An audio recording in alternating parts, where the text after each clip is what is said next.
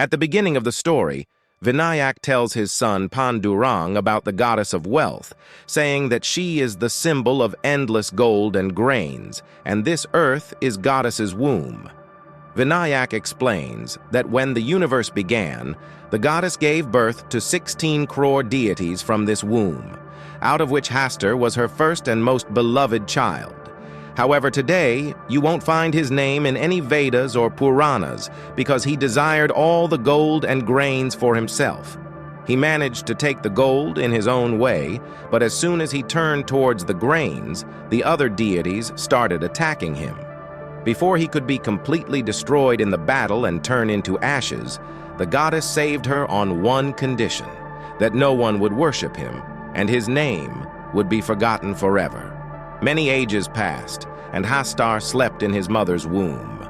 But one day, our ancestors remembered him and built a temple in his name. It is said that since that day, the anger of the deity has turned into a downpour, raining down on us. Vinayak's son asks why we awakened him, to which Vinayak explains that Hastur's curse works as a boon for us. Then the story jumps to 1918, where Vinayak lived with his mother and brother outside the village in an old ruin. Vinayak's mother serves the local government official named Sarkar, who owns a massive mansion in Tumbaad, where he has been trying unsuccessfully for decades to find the hidden treasure. This treasure is the same one that Hastur stole from the goddess. Vinayak's mother has been serving him for many years, hoping to get a gold coin near Hastur's statue as a reward of her service. Meanwhile, Vinayak comes home with his younger brother Sadashiv to his house, where in a separate room was chained the ancestral demon-like old woman. When she was young, she had found the hidden treasure. As soon as she began to plunder the treasure, Hastur attacked her. Anyone touched by Hastur's hand gets cursed with immortality. Like Hastur, she always remains hungry for grains. Vinayak's mother has been feeding the old woman for years to get a gold coin. But today, Vinayak's mother gets delayed in returning home, forcing Sadashiv to reluctantly go feed the old woman. He had never seen her before.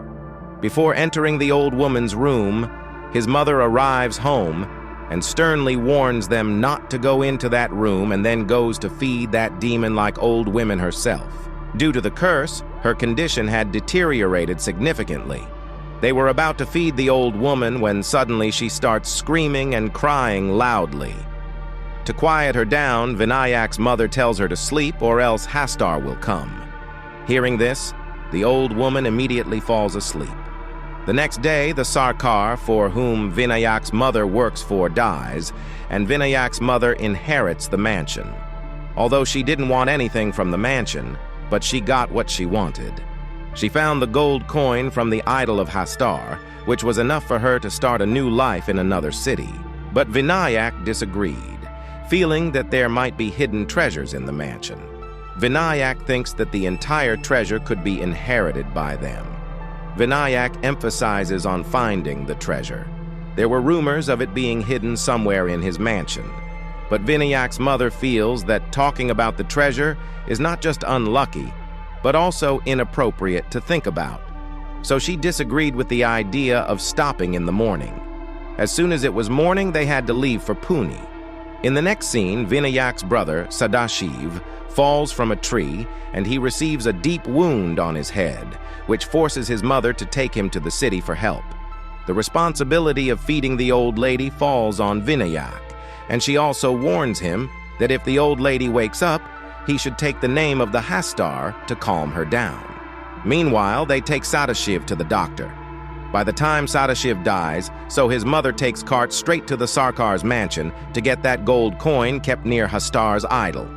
Here, Vinayak tries to feed the old lady, but the demonic old lady attacks him and chains him up to eat him. At that moment, Vinayak takes the name of the Hastur, which makes her fall asleep immediately. Vinayak's mother returns home, and the next day, they both set out for Pune again. She forces Vinayak to promise that he will never return to the mansion. After this, 15 years passes in poverty. To survive and to come out of poverty, Vinayak searches for that old demonic lady who knew about the treasure of the mansion. He sees that from the old woman's body a tree has now emerged. Yet due to the curse, her breaths continue. The old woman warns him that if he touches Hastar while looting the treasure, he will be cursed to immortality and become a demon like her. She tells him to go to the well in mansion. That well is the passage to the womb of the goddess where Hastar resides. Upon the old woman's advice, Vinayak sets her on fire so that by dying, she gets freed from the curse. However, Hastar steals all the gold of the goddess, but he is unable to enjoy it, so for years, he craves for flour. Vinayak makes a doll from flour to appease Hastar. As soon as Hastar is distracted by the food, Vinayak loots the treasure inside Hastar's bag full of golden coins. Vinayak continues to loot the treasure for many days. Now, to repay his debts, he sells his first gold coin to the opium dealer Raghav.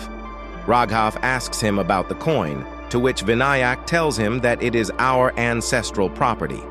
Raghav also needed money because he had applied for an opium permit from an English officer. Each time Vinayak needed more money, he would return to Tumbbad. Raghav starts to suspect Vinayak and asks him why he brings only a few coins each time, but Vinayak doesn't tell anyone his secret. Raghav goes straight to Vinayak's wife to find out more about it, but Vinayak did not even tell his wife anything about it. Now days passed, and Vinayak and his wife gives birth to their son Pandurang. Meanwhile, Sergeant Cooper tells Raghav that he has only 2 days' time to give the money to him.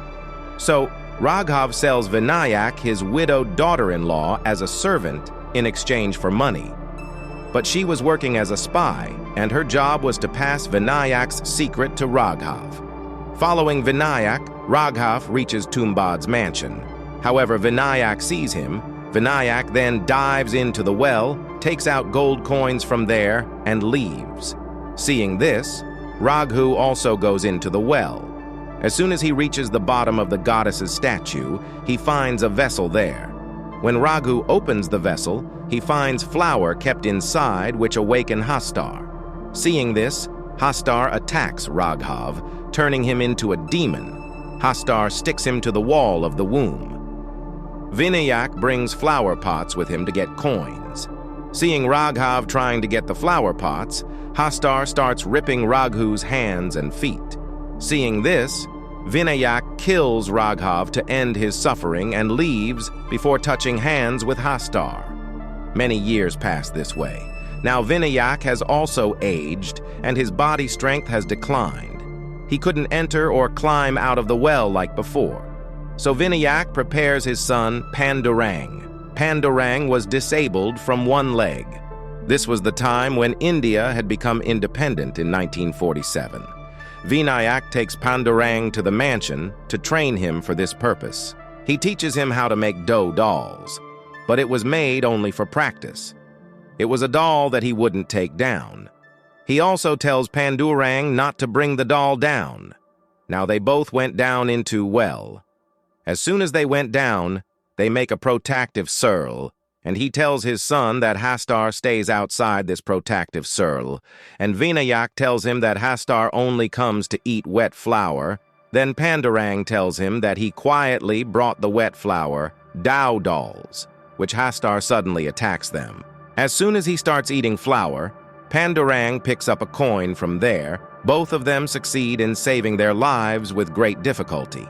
Vinayak scolds his son Pandurang for this. The next day, Vinayak finds out that the Indian government has acquired the land of Tumbbad so that the village can be settled there.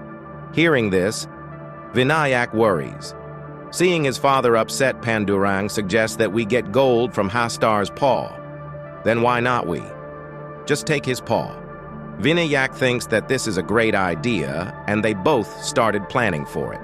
To distract him, they thought of making dozens of dough dolls. Vinayak likes this idea. According to the plan, both of them make dough dolls and went inside well.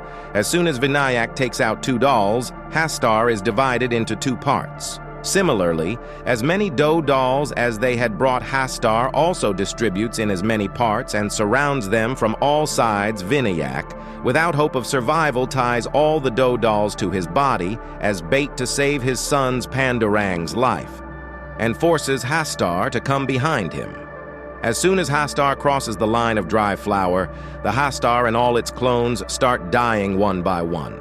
Pandurang comes out of the well and sees that, because of Hastar's touch, his father has been cursed. Vinayak offers the stolen paw to his son, but seeing the condition of his father, Pandurang refuses to take the paw. He wanted to end his father's misery, so he regretfully burned alive his father Vinayak, and the story ends here.